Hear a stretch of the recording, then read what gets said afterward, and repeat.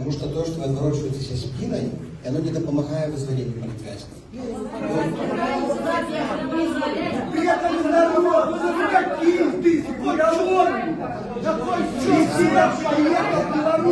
Я мяркую, що не треба Давайте приглашать один одного.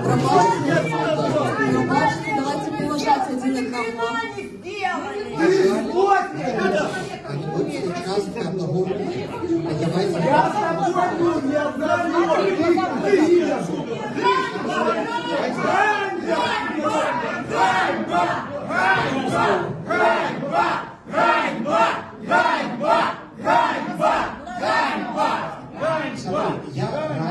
Я радий завжди бачити вас на любих мероприятиях. Завжди справу разом. Ми відкриті. Давайте люди кричимо.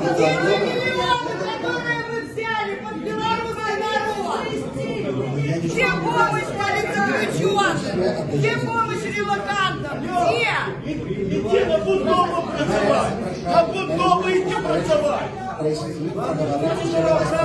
запросили, я на вас пришел. Пожалуйста, мы предоставляем слово всем. Мы всем предоставляем слово. Вы отримали запрошение, Да. я над организатором с вами поговорим. Пробачьте, мы даем слово всем. И кто за и против, никого не выбирает. Поэтому будьте добры, если сюда пришли, послушайте. Какой бы, как бы вы ни относились, Мы пришли до вас поговорить.